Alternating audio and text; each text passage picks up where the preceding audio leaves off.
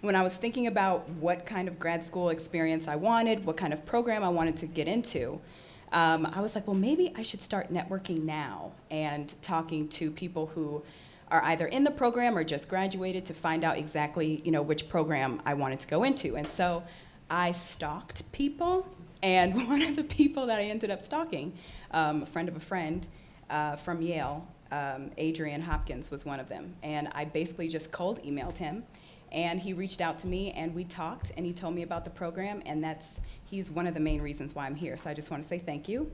And for me, that's indicative of the importance of networking and building relationships. Networking can seem like a dirty word and not authentic, but it can be. So I'm happy everyone's here.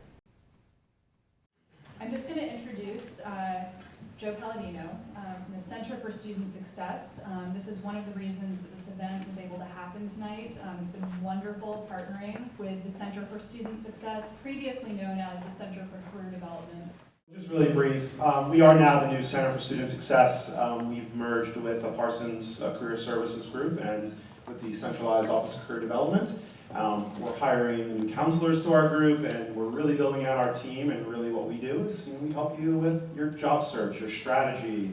What are you going to do with this degree next? Obviously, kind of the basic stuff with resume and cover letter help too, but it's more than that. We're there. You can schedule 45-minute sessions with us.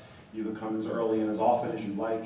We're really here to serve all students throughout the new school. In particular, and why it's exciting for me to be here is I do have a background in media. I worked for 9 years at ESPN in programming and acquisition, so media management was my previous life.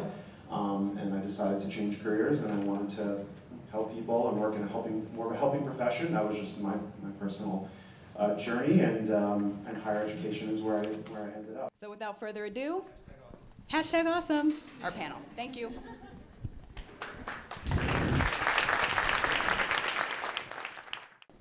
So let's get right into it. During the trailer, they talked a lot about media studies, and I'm like, okay, whenever I'm at a party, and people are like, what do you do? And I'm like, I teach media studies. They're like, what's that? So when you're like out there in the world, especially like interviewing for a job, and people are like, new school, what's that? Media studies, what's that? How do you respond to that? So for a while, I struggled with that question, especially in interviews, because you spout out, oh, I have a master's in media studies, and that sounds awesome. And then there's that moment where somebody is like, well, what does that mean for this position? And I quickly was like, I need to develop an elevator pitch that quickly encapsulates what it is, because just like I'm doing right now, sometimes when I get nervous, I run on and on and on and on, don't know when to stop talking. So, yeah, there's nobody. But anytime anybody's asked me to explain media studies and why they should care about the fact that I went to the program, I really like to talk about the fact that it combines, and everybody's probably going to say this, these theoretical elements with practical production experience. I work at a relatively small to mid-sized nonprofit right now. And basically, I have that crazy job title, but I'm like a catch-all media person. And what made me, I think, attractive to the person who was hiring at that time was that I have the technical skills of a graphic designer, some okay video editing skills. I can do audio production, web design. I have a social media, I have the social media knowledge, understanding.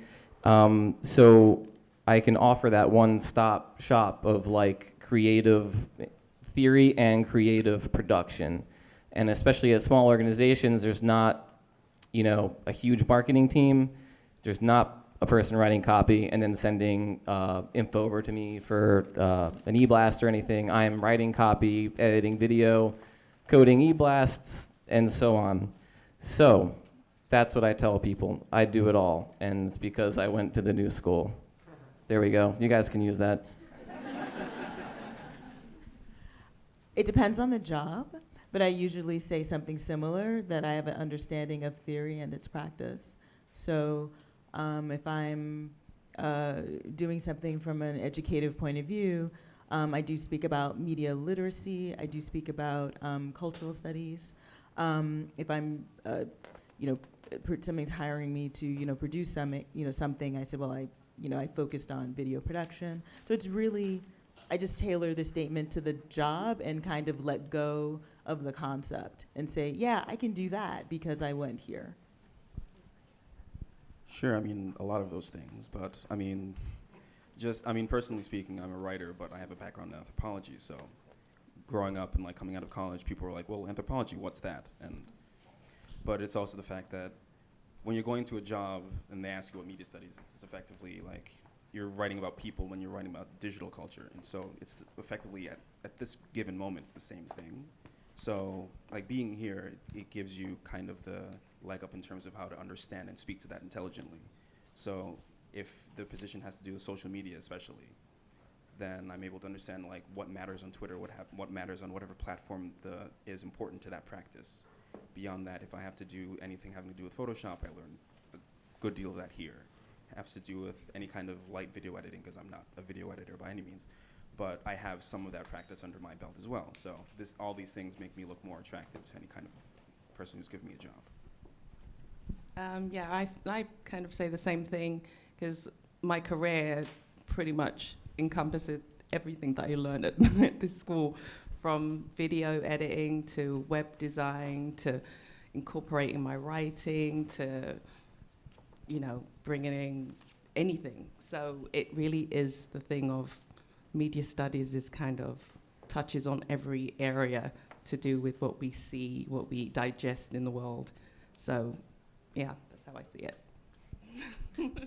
I'm a little lucky because I also took the documentary media studies certificate program, so I have the documentary to qualify media studies, which is a little more specific and exactly describes what I do. I do documentary work, but at the same time, I think the kind of the broader idea of media studies and critical thinking and looking at where your work fits into some sort of greater context and why you're doing it and what the ethical lines are of inform me all the time. As a film editor, I'm not just pushing buttons on a computer to make a film. I'm thinking about all the things that I learned here in school. And honestly, my degree rarely comes up in work, but I feel like what I've done and what I've learned here shows in the edit room. So if I ever have to pull out I have a master's in this stuff card, they understand kind of where I've come from.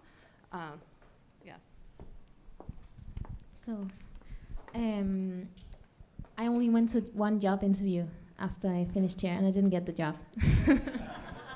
And maybe it was because I was a media studies graduate and they didn't need one of those.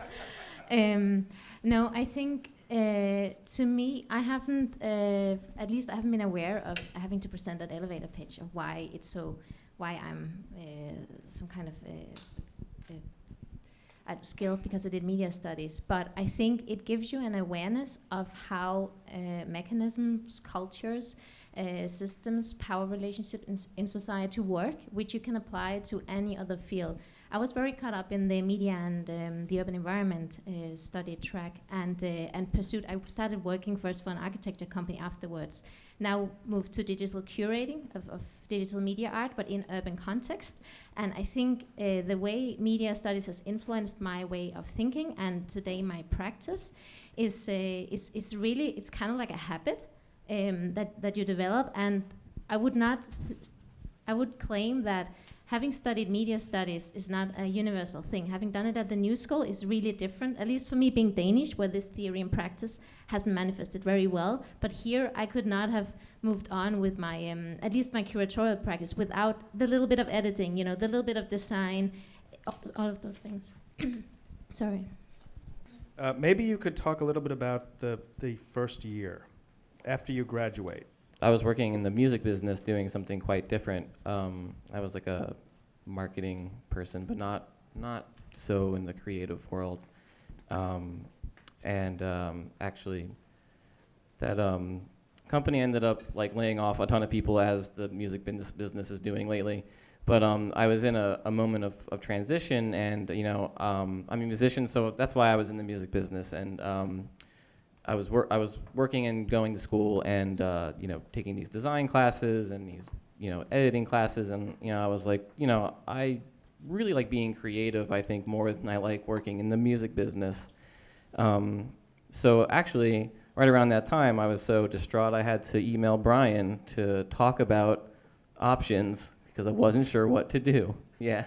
So I did end up leaving the music business, and then I took a job for about 2 years at Moleskine Notebooks as a communications designer there, doing PowerPoints, marketing materials, and from there, really, once I started doing a very creative design-oriented job, it just rolled from there, and I can't imagine doing anything else now. And I left there to pursue a even more creative and production-oriented job. So for me, the New School Media Studies program and experience I had with practical production experience pretty much completely changed what I wanted to do. It was a good moment too in time because things changed, and I had this new set of skills I was really ready and hungry to use. After the fact, I also did a lot of volunteer work after that when I was transitioning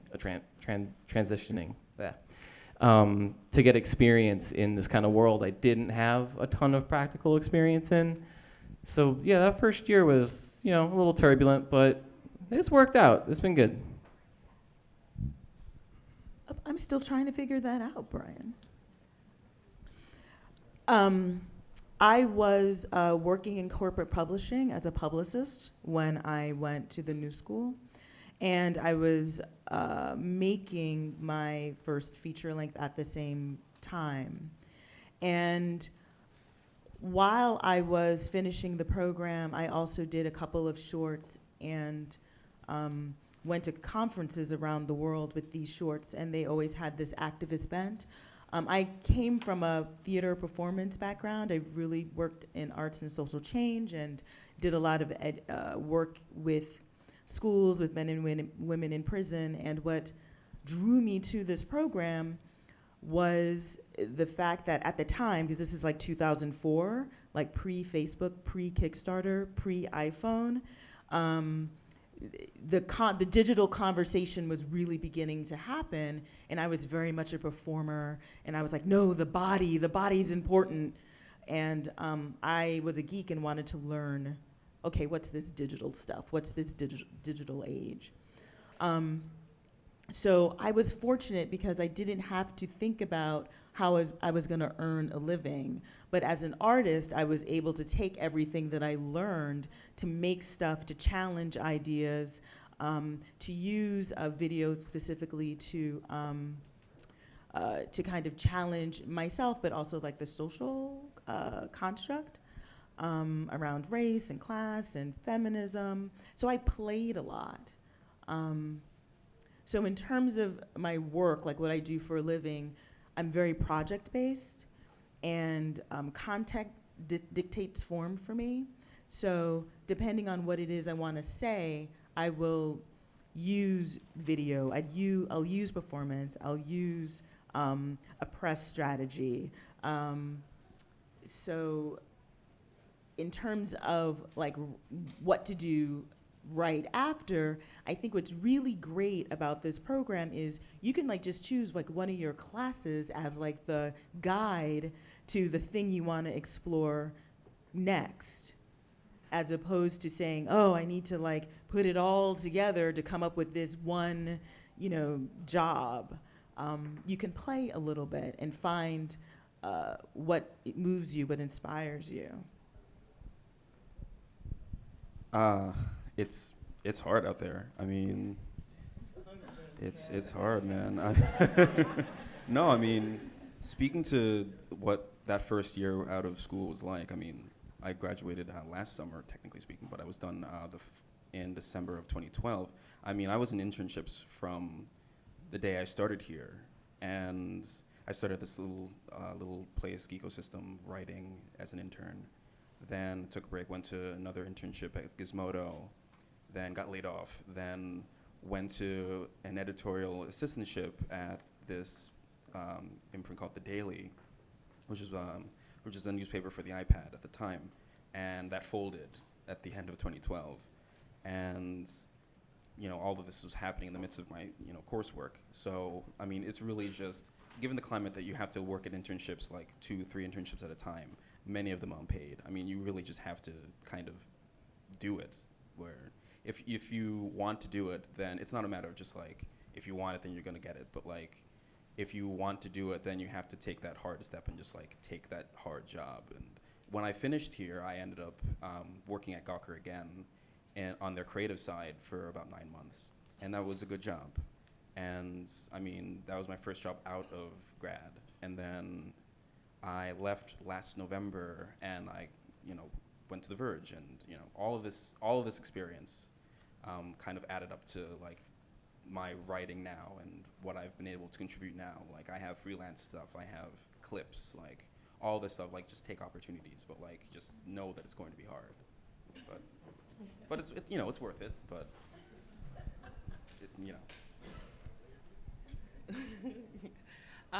Yeah, I kind of agree that it is hard out there. There are going to be some roadblocks, but for me, I joined the program when I was working at US News and World Report as marketing coordinator. The job wasn't taking me anywhere. I was bored out of my head, so I decided to go back to school. And while I was doing the program, I was exposed to online media and web design and that whole area, and I was fascinated with it because it was 2001 or 2002 at the time, so it was all really new and just taking off. So I kind of went in that direction. So while on the course, I went for a job at Simon & Schuster as an online marketing manager, and they hired me, even though I had no experience. But because I was on this program, it helped. So definitely use it. So I've been doing that for a really long time.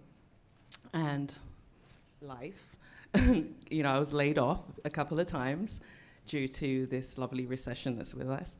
But in all of that, I can say that because I learned all these skills on the course and then going around and teaching myself how to learn different programs such as Photoshop, Dreamweaver, different video programming stuff, and just kind of knowing the foundation, I was able to get into freelance consulting and building websites for small business, and just kind of like doing that on the side.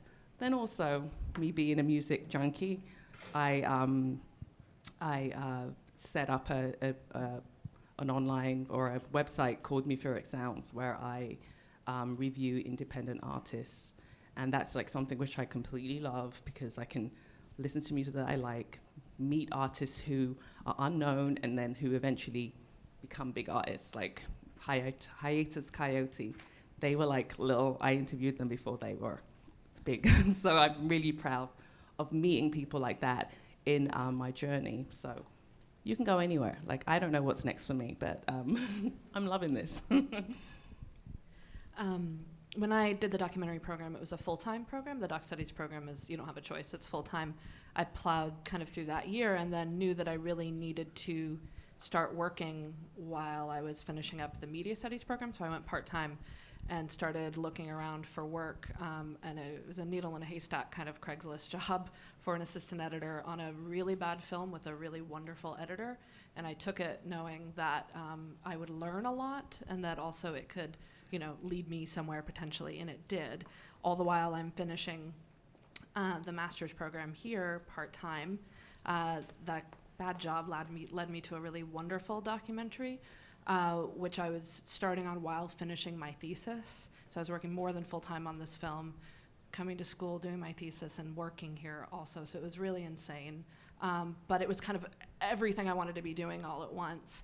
So when I finished school, I actually had this wonderful job that I loved, that I knew would be lasting for a while. Films don't last forever. But I knew it would be lasting a while longer, and it took me through to the end of the year. And then it was that next year that was the scary year for me, because we finished the film, it was out in the world, and I turned around and school wasn't here anymore, and I still had to look for other work. And I think I was naive in assuming that one job would necessarily lead to something better immediately. But I learned pretty quickly, no, you always have to be kind of hitting the ground running and looking for whatever's next and meeting people and talking to people. So that was when I really had to start cultivating relationships. I talked to professors that I had in the New School in the documentary studies program and ended up working for them on media that they were doing, because a lot of people are working in the field as well, so they had projects that they needed help for. And I did that until I got the next big good gig. And it still is scary. You know, often my jobs lead from one to another, but there's always a chance that the next one may not be there quite yet, that I may have to look around and see what's out there. I may have to take a month off. I don't know. I'm at the point in the film right now where we have to finish in 3 weeks. So even though I know what my potentially next job is, I still have that moment of panic of like, this job is ending, and that's the only thing that's certain right now. And I know that that's a feeling I may never quite get over, but the more that I work and the more people that know my work, the more often there are people asking at this point, you know, are you free? Are you booked up for your next job? And I'm starting to kind of be able to be more comfortable in the freelancing world. I have my own. So the first year was wild. The job I didn't get was was a very sort of safe media research consultancy job with a Danish consultancy company here in New York, Red Associates, which I thought was doing quite decent work and with lots of like anthropology work, and I thought a media studies person would be perfect there. It would be a nice salary and Danish culture, so also my language and stuff would be, it would all work. I didn't get it and I panicked. And that, honestly, that sort of shock, I kind of counted on getting it. And that shock made me take everything up to evaluation and really think about what I wanted to do, like for real, what I really wanted to do. Because this program, I know I sound like I've been paid by the New School to say good things, but I was one of those happy students. I really, really enjoyed it. This program shaked up my head completely. I then decided to go for something with new media art in public space, preferably something I don't know, kind of cool as well. And I found this woman in New York who had the streaming museum showing video-based digital art on big screens in public spaces all over the world in this network, which is about this reclaiming the space from advertisement, because those are the screens that I used. And I started, I just reached out, started working with her. I wasn't paid, but I was, you know, I learned from her. And then you know, at the New School, we were encouraged to make this website, which I thought was a little self-promoting. Here I am, and I have no experience at all. But honestly, this architecture company from Denmark found my website and found a paper that I'd uploaded, which talked about, I was talking about the role of the humanities in the architect studio, and they gave me a job based on that, which was like a part-time. It paid my rent and a little more for a year, so I had that covered, and then I spent all my time working with this woman, learning. I had no clue what digital media curating even meant. And then I applied for every single grant, every single residency, everything I could find. I didn't have a weekend off almost for a very long time at least. But I think the crucial part for me, which I can see retrospectively really helped, was throwing myself into these uncertain environments, and I mean professionally uncertain. So I went to Berlin for 3 months also at a residency, curatorial residency, met people there that today have given me this job in Sao Paulo, where I co-curate this huge media facade with a commissioned interactive works. It's quite, I think it's quite interesting. I didn't know that existed when I did the program. So the first year was a race with seating, putting out lots of seats. Some of it didn't pay off. Some of it was a waste of time, and that article I shouldn't have written and all of that. But together, it kind of, you know, it's kind of like growing a garden, and then all of a sudden, I don't know, it takes off in a way. So that sort of gets into the next question, which I wanted to talk about, which was this whole idea of community and network. Because obviously there are lots of people here tonight. We do have a community here at the New School, but some of us, you know, we have a network here at school, but we also develop these other networks either on our own through our own exploration, or through meeting other people. So can you talk a little bit about that? And talk about maybe some good experience that you had. And let's start at the other end this time. Like with the New School community and the network here, and maybe a positive story that came out of some connection that you made either here at school or through the new school? Yeah. So actually, the faculty here turned out to be sort of a network for me. Shannon Madden, I was a research assistant for her, and she was very inspiring. And we kept on like having dinners, having coffees, going to things, and she kept on not exactly introducing me to job opportunities, but helping me structure my mind in the right direction. Also, Christian Paul was really she invited me to a conference in Istanbul, the ICEA, afterwards, which was really helpful. Especially, I found out when I, showed my resumes. Oh, we know Christian Paul, of course, and it was really nice. So I think that the networking thing, I wasn't good enough at socializing during my program. Honestly, I cared too much about getting my A's, which I think was a big mistake. So when my Danish friends left New York after the program, and I stayed at this Danish student house, which was probably also a mistake, I was pretty alone, honestly. So I didn't benefit too much from networking, which I should have done. It was more like the part of networking which is getting inspired, the silent networking, where you just like sneak around and stalk people and see what is she doing, what is he doing, what can I learn from that? So that would be my response. I think this just happened really recently, and it was a really kind of wonderful realization for me. But Jeremy Kaplan, who's here tonight, made an amazing film, and it showed at Doc NYC, and there were all these alumni that came out to see it with him.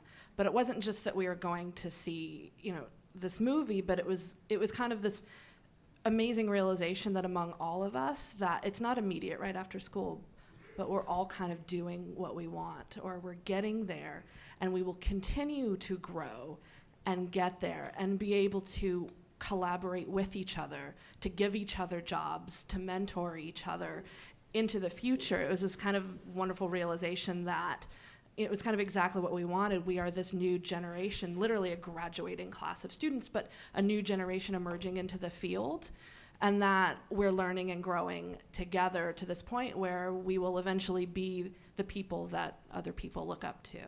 That was a really wonderful moment of realization. The question was networking, right? For me, I was a part-time student and I worked full-time, and when I started the program, I had a 2-year-old, which is kind of crazy. So I didn't really connect outside of my class. It was like my class was my network. It didn't go beyond there because I didn't have the time to.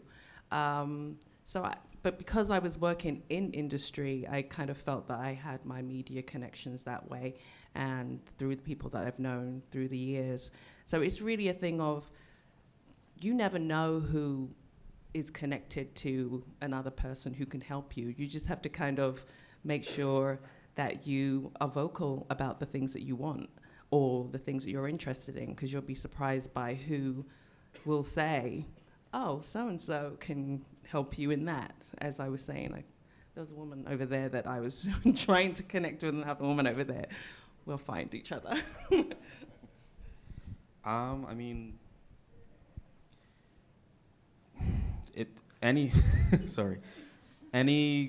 connection I've made, like both here and outside of the new school, has been valuable. I mean, here, it's really just the support. I mean, a lot of the connections I've made here are largely my friends. I have friends in the audience that, hi. And they're valuable because there are times where it's just like you feel like you're going crazy in terms of, especially the low moments where it's just like you don't know what's going to happen next. But every job that I've gotten, like subsequently up until now, has been a result of like networking, like real networking. And it's been either friends or friends of friends. Like my first job was a close friend of mine, and like literally it was just on Twitter, like you should take this job. So I applied and I got it.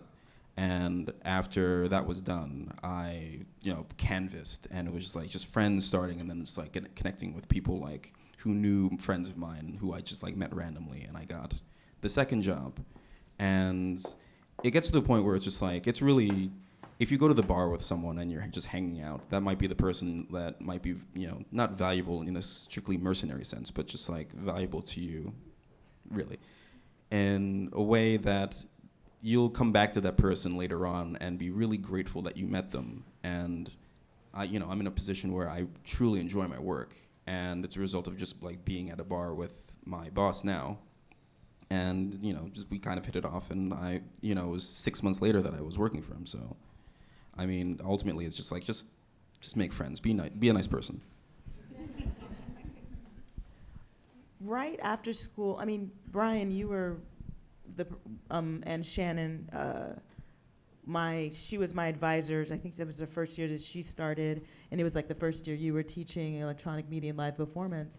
I mean, you guys were so supportive as I was trying to figure out what to do with these experimental documentary films, and kind of what I wanted to do next. Just having someone to feed back on, like that conversation. And then I did have a few friends that I was in school with that I worked with. We curated a project together or helped me work with my first film. We were very project-based as a way for us to keep practicing.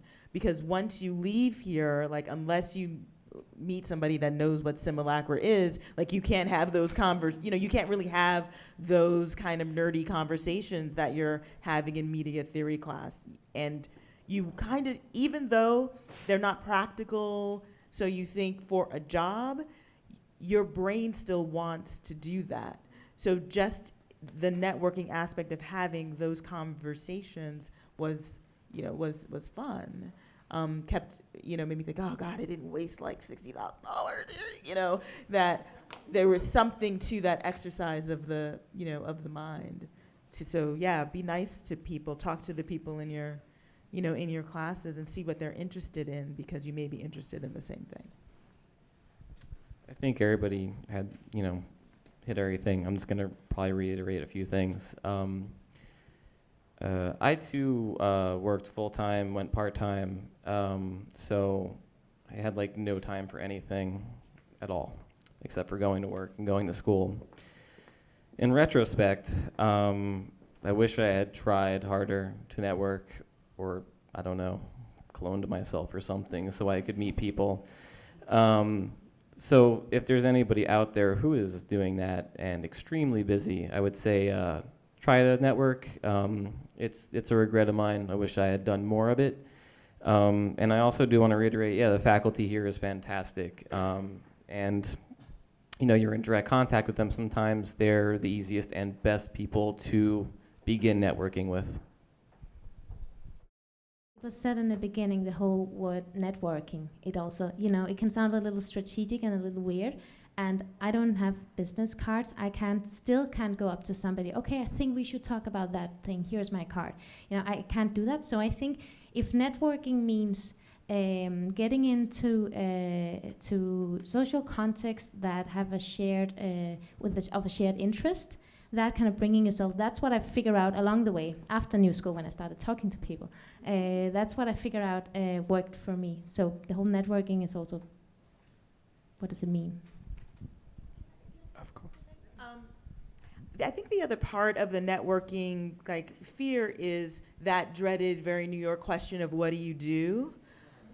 And as when she says, introduce yourself, what do you do? I was like, oh God, okay, here's the list of all the things that I do. I think that's the lamest question ever.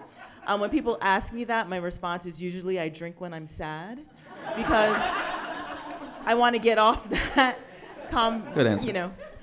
I want to get off that conversation, because really, you can say you do anything. Like, it doesn't have to be limited. You can make up what it is that you do. Some days I'm a producer. Some days I'm an educator. Some days, I'm a creative strategist. Some days I'm a publicist. It really kind of depends on the context of the situation. But in terms of networking, I usually just ask, what are you passionate about? What are you interested in? What do you love? Because then you're getting to the heart of people, and you're going to make a better and deeper connection besides, I'm hunting for a job kind of thing, which is kind of skeevy, and you feel kind of gross doing it, even though you may need a job because you have $100 left and you're sick of eating peanut butter. So I find people engage better in, what are you passionate about, or what are you working on these days if you know that, they're an artist. So this is going to be the last question. All right. Okay. So these guys are all out here, and their eyes are glazing over, and they're like, I haven't heard anything that's new to me yet. So you've done it. They're still in it. What piece of advice would you offer to these guys? Really, you've done it. Let's rephrase the question. What thing that you didn't do when you were a media studies student would you absolutely recommend that these guys all do? Or vice versa? Or just go back to the first question about advice. You ready? Sure. Maybe I wasn't ready. Well, I've been on like a million job interviews, more than anybody I know. Honestly. Yeah. Any of my network, yeah. But tons. To points where like, I think people were just like, dude, you just gotta turn to prayer. There's nothing left for you to like do.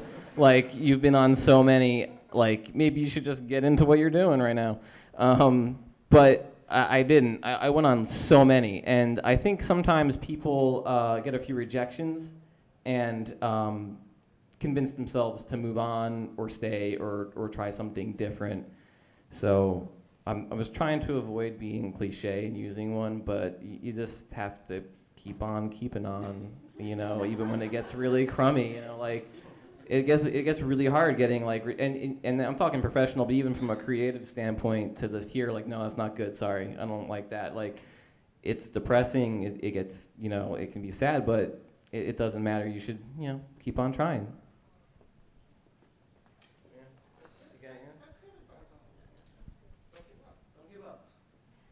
Can I go? Yeah, You want me to go? I guess I have two things. I guess like first one's simple, like just have thick skin, because people are going to be very critical, like when you're starting out, because like you're new, like, and especially now when pressure is on all levels, just to like, especially in creative fields, just like to justify the cost of keeping you on. You may not be able to stay on, or you may not be at that place long necessarily. But at the same time, like if you're at a place, if you've gone through like the 1,000 interviews and like the 1,000,000 applications, and you get the job, then just do it, and do it as well as you can. Because even if you don't love it, then if you end up leaving for something else, someone will have noticed that you actually put your all into the job, and that person will have appreciated you, and that person will be a reference. And again, it's not being mercenary. It's about, being appreciative that you're at a place and you're building something, like, and, you're getting to something else that's valuable for yourself. Okay, no, well, I'm an artist, so forgive me. Because the sentence that came to my mind was, treat your career and creative life like a tapestry. It doesn't have to all be one thing, but when you're doing the one thing, just do it. Just go for it. You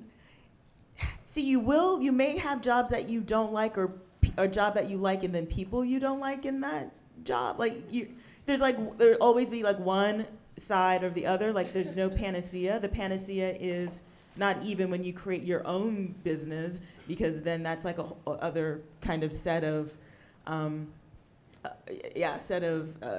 issues and concerns.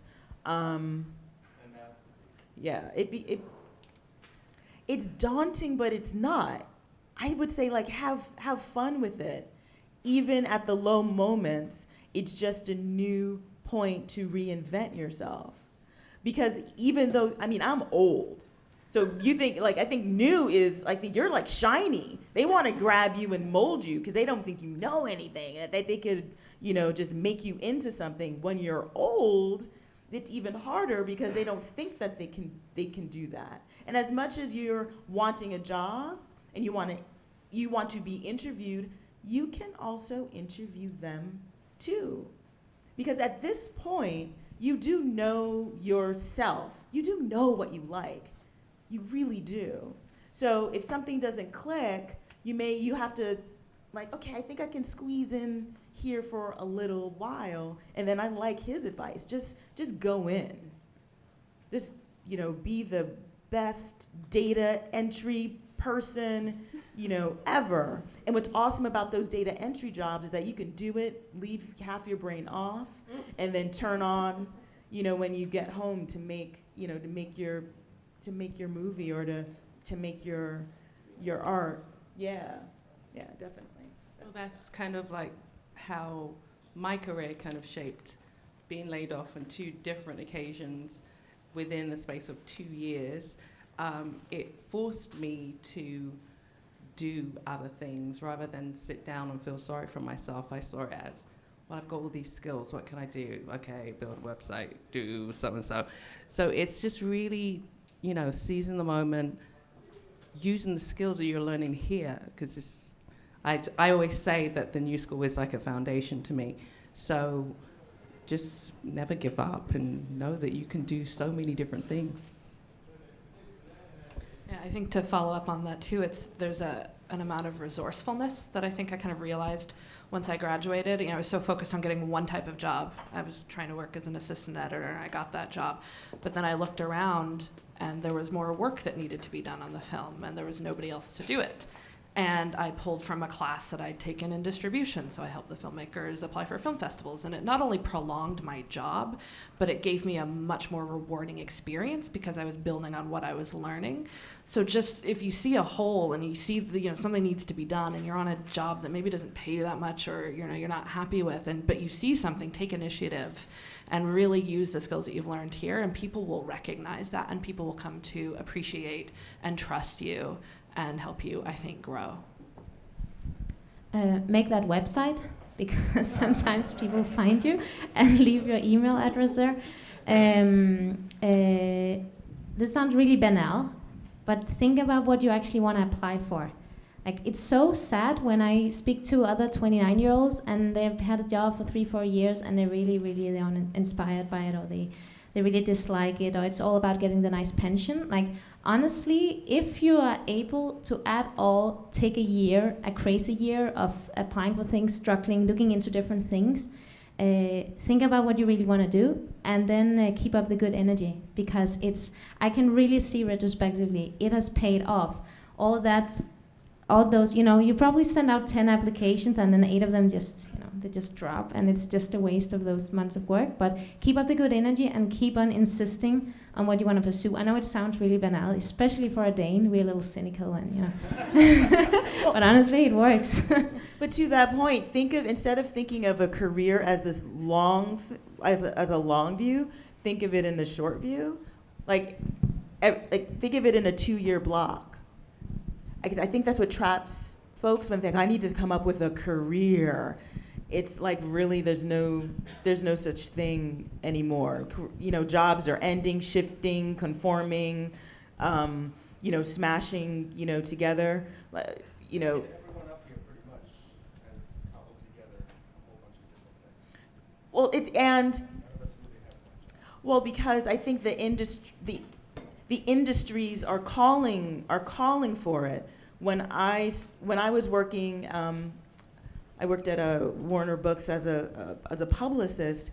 No social media. I mean, the internet wasn't happening. Now, if you are a publicist, you're not only responsible for the tangible publicist duties, but also social media. And you have to have a fuller understanding of marketing and communications and design, because everything now is about building brands.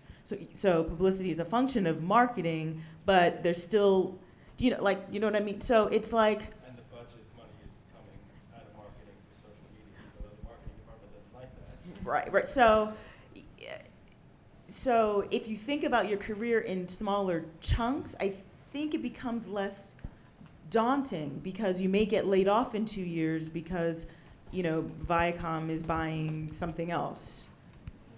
So don't get it twisted that, oh, I'm gonna be a communications director and this is what I'm gonna do. Yeah, don't get it twisted because you may have to come up with, you know, video production skills because they decided to lay off that entire production staff and put it into communications. So now you're a producer. You following me? Like, it makes sense? So be nimble, which is what this program prepares you for. Thank you for coming. Make sure whatever job you're at, fill out your tax forms correctly. Because if they're filled out wrong, they will fuck you over. So, exactly. Yeah. Let's give a huge round of applause to everyone up here for being so real and so honest with us tonight. I don't know about you, but it feels really refreshing to hear real advice. So now I want to encourage you all to talk amongst yourselves. I also want to say there are a lot of people in this room, so instead of lining up in back of somebody that you're waiting to talk to, get to know each other too, because we're each other's best advisors as well in this program, as I heard kind of echoed up here tonight. So thank you again, everyone, for coming out, alumni, students, and enjoy the rest of the evening. Alex. Oh, and I have a plug for Red Dog Productions, who's filming us tonight, and who did the trailer that we watched earlier. So. Can I just say 2 things? Red Dog Productions is the School of Media Studies production company, and we go and do the events and things. It is for students to come and shoot for us. Kevin is a student. Rebecca was here earlier, and she's now running the thing.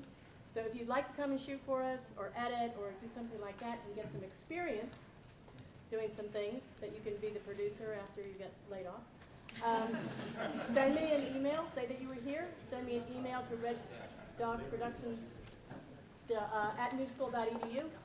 And is it for alumni too? I'm sorry? Is it for alumni too? Sure. Great. You have to be a student for me to pay you, though.